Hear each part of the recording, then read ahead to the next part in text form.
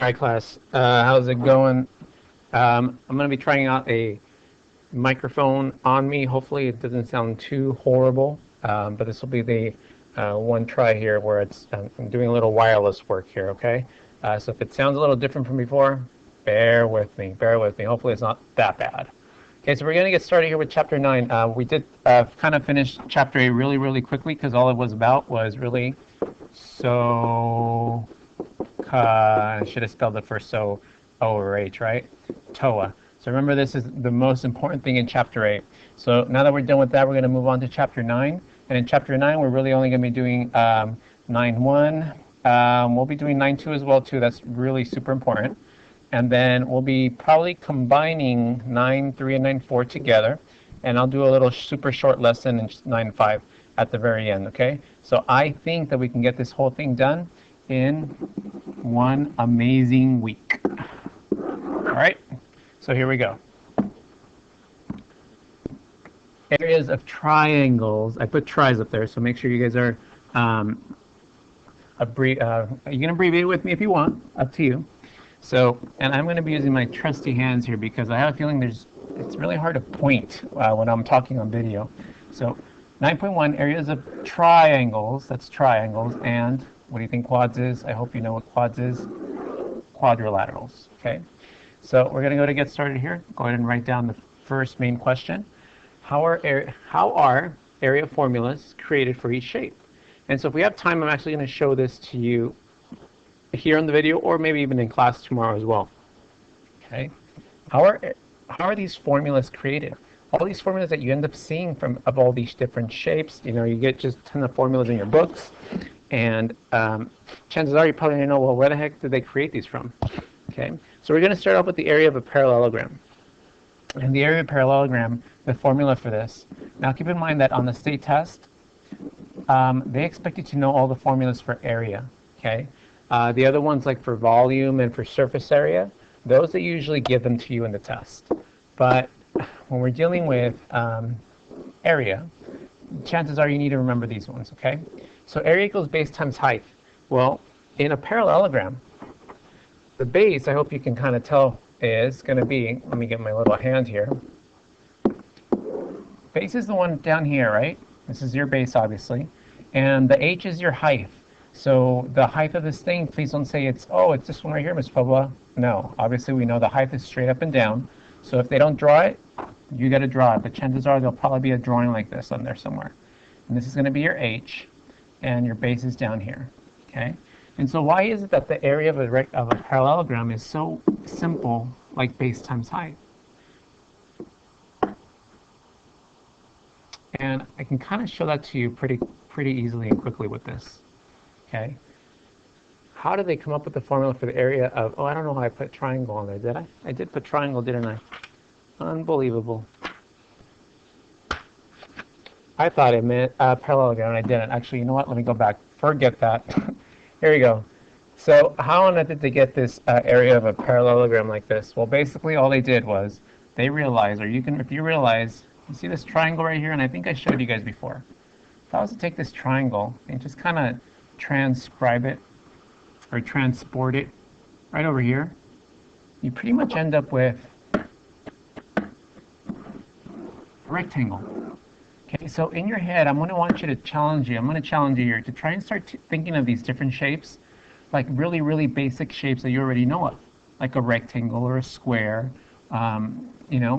because this parallelogram really, all it is a rectangle, but it's just shifted. So that's why we're able to use the same base times height for this thing. Okay, let me move this back over here. There it is.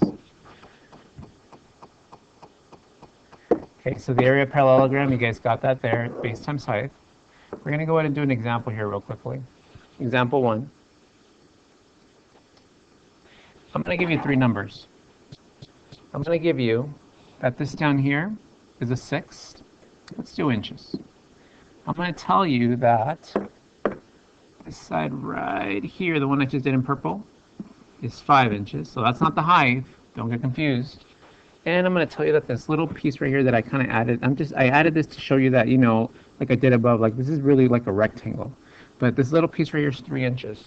Okay? So I want you to find out what the area of the parallelogram is. So really, you need to know is, you need to find out what this h is. Okay. So they give you quite a bit of information here, right? This number down here, which appears to be the base, look, because it goes from here to here. And this little piece right here is just 3. I should probably use the other hand, huh? Let me get this hand out of the way. So I got 3 here, 6 here, 5 right here for this line going like this. And so my job is to figure out what this h is right there. So guess what you're going to use right here? Because I bet you remember something you can use to figure out what a missing side to a right triangle is, to find that. And I know you said it. A squared plus b squared equals c squared. Okay, so we're going to use that. Let's plug this stuff in there. A can be the 3. B squared we don't know. And 5 is your c squared. So I'm going to get 9 plus b squared equals 25. And I'm going to assume you know the math right there. Subtract 9 both sides, you get b squared equals 16. Square root, b equals 4. Okay, so we figured out that this is actually a 4. So let me go ahead and erase this h. Let me put the 4 right here. Okay, so now guess what? You have all the information you need. You have this 4 right here, and you have this 6 right here. Guess what? That's all you need, right? Because you don't need this 3 anymore. You don't even need this 5 anymore either. Just the 6 and the 4. What's your area? Please tell me you know this, because you already know how to multiply 24 inches squared. Okay? Let's move on now. Oh, sorry. I'm trying to move the hand. Move down my hands, my crooked hands. All right, area of triangles and trapezoids. So I think I might be able to explain this thing in class, or actually we can do it right now, actually. That's what that other page was for. So we're going to talk about the area of a triangle and area of a trapezoid. So in a triangle, we have the height and the base that we're going to be using, okay? So the height of a triangle is not this, but it's straight down, right? Straight up and down. That's your height. Base is down here. So my base is down here. Let me write it down. Base. And let me draw in the height. Now, the formula for this, a lot of you know this because you remember this from last year or the year before that, even in elementary school. It's 1/2 base times height, okay? Now, the question is, why on earth is it 1/2, and why is it just the base times height and 1/2 of that? Well, I bet you a lot of you can actually tell me why when I show you this, because this one says, how do they come up with the formula for the area of a triangle? And so how on earth do you come up with the formula? Well, how do you find the area of a rectangle, for one? Isn't it base times height? Well, that's true. But now assume that I only want that area of a triangle. And so basically, if I was to erase this right here and create a line for you,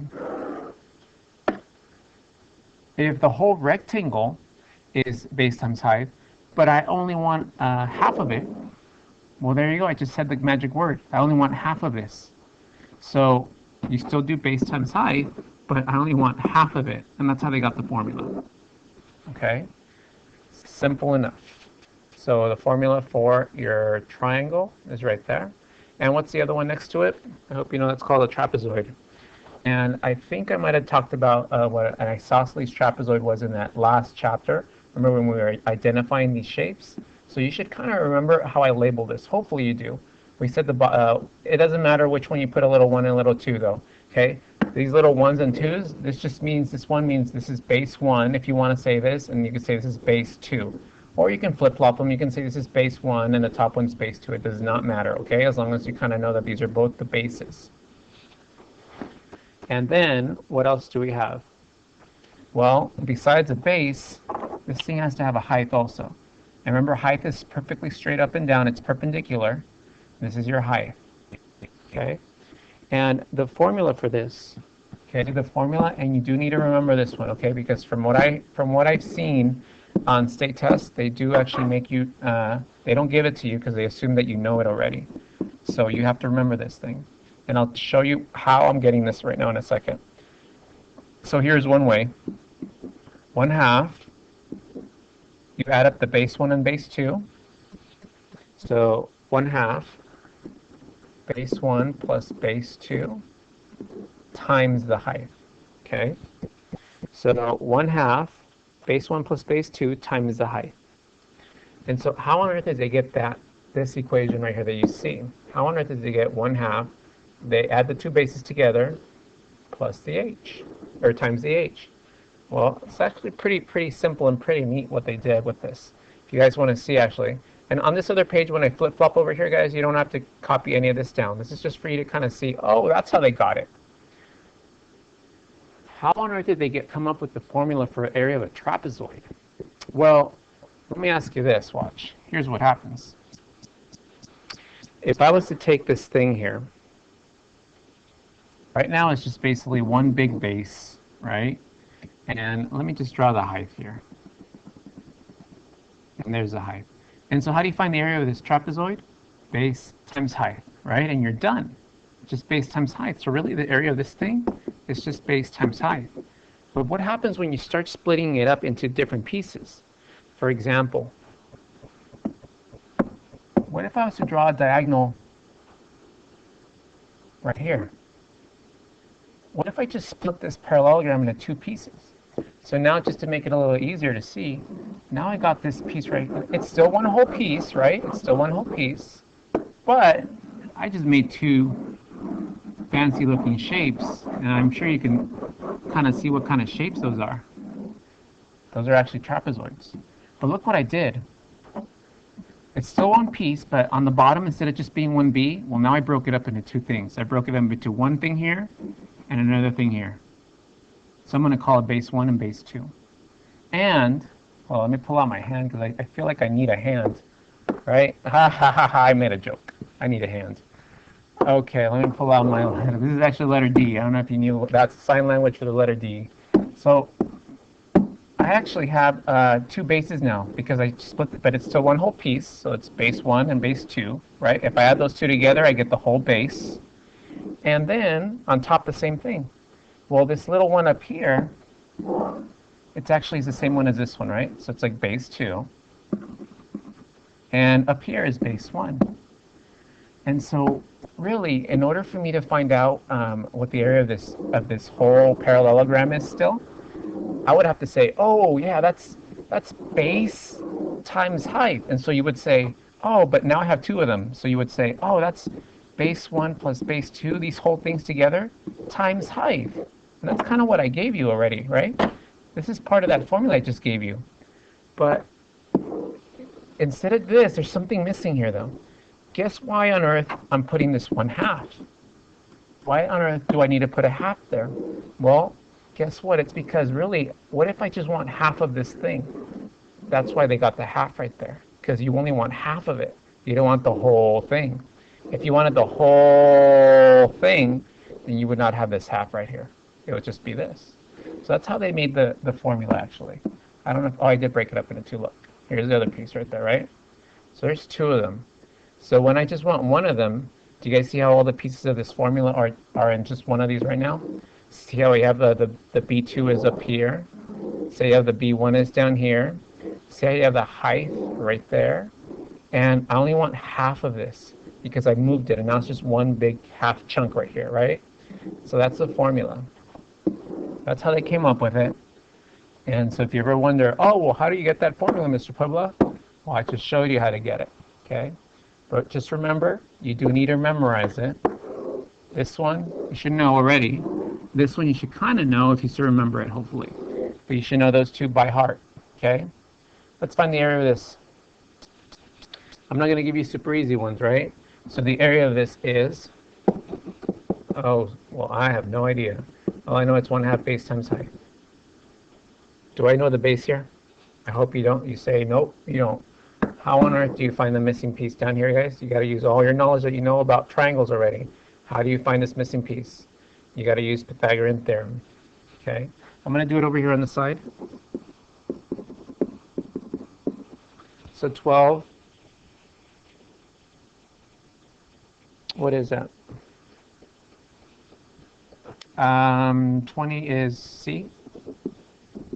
squared. I'm just going to put b squared and 12 squared, so I get 144 plus b squared equals 400.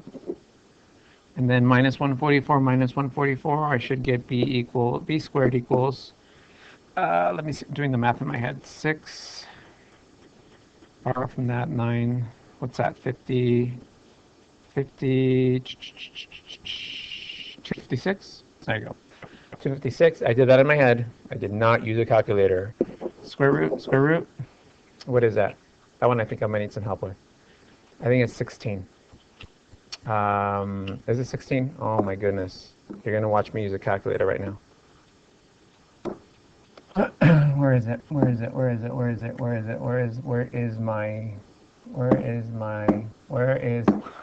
Oh goodness gracious, I can't find it. Oh my goodness gracious. What is square root of 256? Oh my gosh, I'm going to have to do this a long way. I think it is 16, guys, actually. Hold on. 36. How embarrassing. 696. Here, and I tell you guys to learn these by heart. 6, 1. What is that? 6? I bet you I messed up already somewhere. 50, carry the 1. Oh, I got it right. I had it right. See, I knew it. B is 16. Now you can do the area. Okay? Area equals 1/2 the base times the height. Now do this however you want to do this, guys. Obviously, whatever you think is easiest to multiply first. I don't think it would be smart to multiply these two together first, right?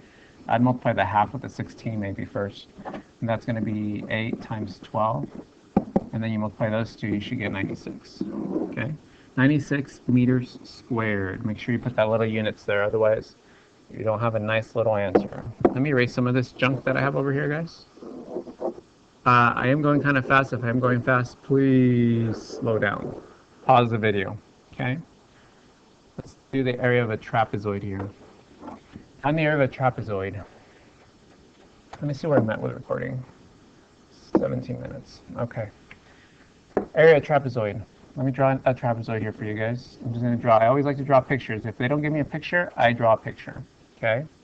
And let me bring down my hand just in case I need this hand. Okay, find the area of a trapezoid in which the base 1, now it doesn't matter where you put it, I'm going to put it down here. Base 1 and base 2, so 8 and 5, and the height is 6.2. So this one's kind of easy, actually. All I want you to do is plug it in. 1/2 base 1 plus base 2, so I'm going to go ahead and fill in the numbers in here, okay? Base 1, I'm going to say is 8, base 2 is 5, times the height. The height is 6.2. Oh, I don't know why I started putting that on there. Multiply this, that's going to, let me do the inside first. 8 plus 5 is what? 13. And half of 13, oh, that's going to be a nice little pretty decimal, huh? 6.5 times 6.2. What is that going to be? 6.5 times 6.2. Crud. Now I got to actually do math here, don't I? Thought I had the answer in front of me in my book, and I don't. Of course not. 6.5, 6.2. You guys should know the work. Actually, you know what? I'm not going to do the work, because I'm assuming you know how to do the work. You guess the work. You do the work for that. Heck no, I'm not going to do the work for you. That's yours. Find B2 of the trapezoid. Oh, goodness gracious. So now we got to find missing pieces. All right. This looks good. Go ahead and copy down that trapezoid and label it with the information. Actually, I wrote it down already. Let's see, the area. I'm going to write down my formula just so I can start remembering it. Okay. What did I know already? You're going to have to fill in some of this information. You know the area is 231, so put the A right here where the A is. That's where it goes. 231 equals 1/2 times, okay, what do I know so far over here? I know that the height is 11. Okay, let me put the 11 out here. Do I know one of the bases? Yep, I know that's 23 plus, I don't know, B2. Okay, there you go. Now you guys got to actually multiply all this out and get rid of stuff. So what I'm going to do is, let me see, what can I do first here to get rid of this thing? There's tons of ways here. I'm wondering if you can divide 231 by 11. Would that work? If I can do that first, get rid of that 11 over there. 231 divided by 11 is going to be what? we just got lucky here because I'm going to divide this by 11, divide this by 11. So I get 21 equals 1/2 times 23 plus B2. Okay, now let's get rid of this half. How to get rid of a half? Well, you're allowed to multiply this side over here. This side over here, you can multiply this side by 2, and then the 2's are going to cancel with this half right here, and then you multiply this side by 2. Okay, so we're going to do that actually. If I multiply this side by 2 times, I'm just going to kind of squeeze it in here so it cancels nicely, okay?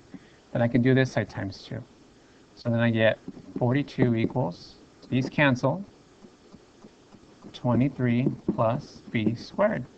And now the one last step is do minus 23 minus 23. Okay, that's going to be what? What's 42? 42 minus 23. I hope you know it's 19, right? So b to the base 2 is 19. Okay, so sometimes you guys got to work backwards. They'll give you the area already, right? In algebra and pre-algebra, they would have only asked you to find out what the a is. Oh, here's everything for you. Find out what a is. But now, because you're a little advanced, they're asking you to find different pieces now. Okay. Here's the last bit of information we're going to do. Area of a rhombus and a kite. And the area of a rhombus and a kite. So let's do this. The area of a rhombus and a kite. You guys know that these both have diagonals, right? Let me put a diagonal here. Let me call this right here for the first. This is going to be for the rhombus here, okay? This is your rhombus. That's diagonal 1. I'm just going to call it D1. And this one right here, I should have done it in a different color, but I'm just going to say this is diagonal 2. Okay, the kite over here has the same stuff. Draw diagonal 1. Diagonal 1 is the one that goes straight down. That's going to be diagonal 1. And the one across from it is diagonal 2. Okay, so in a rhombus and in a kite, the formula for their area, it's actually pretty simple, I guess you can say. The area for both of these is going to be 1/2, and it's not base times height because there's no base here and there's no height here. So it's actually 1/2 times D1 and D2. So really you're just multiplying all three things here, 1/2 times all those two diagonals. Okay, pretty simple. Let's go ahead and practice this. Find the D2 of a kite. Okay, so they want you to find only one of them. So the kite is, let me draw a little super small picture here, in which D1 is 16, and they don't know this one, the one across from it. This is the one they want to know. And the A is 48, so they gave me that already. So let me plug that stuff into the formula, okay? Let's practice writing down the formula so you remember it. Now let's plug in what we know.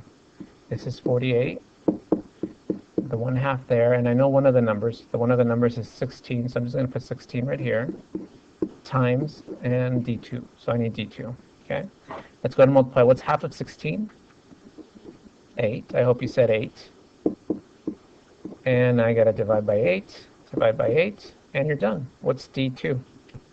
D2 is, oh, sorry. Oh, that should be a little 2, okay? D2 is 6.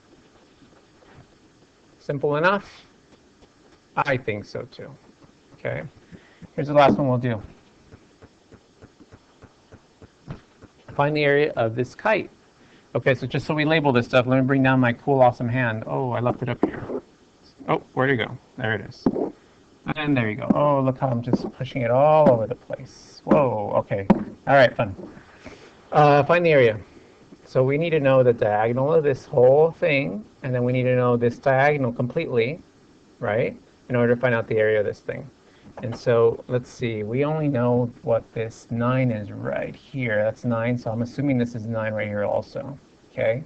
So that's 18, so I'm going to say D2 is 18. What's D1 going to be? Oh, goodness gracious. Well, guess what you're going to have to use? You have a 9 right here and a 41 right here, okay? Here's what I want you to do for this. I'm not going to finish this. You're going to finish this for me, and you're going to show me the work in your notes tomorrow when we walk into class, okay? So you're going to want to use is Pythagorean theorem. Here's your C. Look what you're going to use. You're going to use this really long triangle right here. Okay, they give you the C, and they give you one of the A or B's. So you're going to try and find out what this is right here, this piece right here. use a squared plus b squared equals c squared to find out what this one is.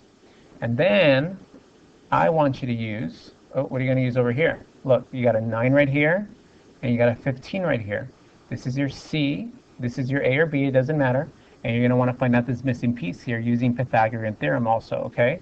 When you find out what this is, and when you find out what this is, then you can plug it into the formula, okay? So I'm going to want you to try and do this one on your own. Show me the answer tomorrow in class, and I'm going to end it right there, okay? I don't know if I had any jokes for you, do I? No jokes. You know what? I'll have a nice joke for you in class tomorrow. I don't have one right now. Running out of time because my next class is about to start. And Joanna said she was going to drop by and join me for this wonderful lesson, and she did not. Sadly.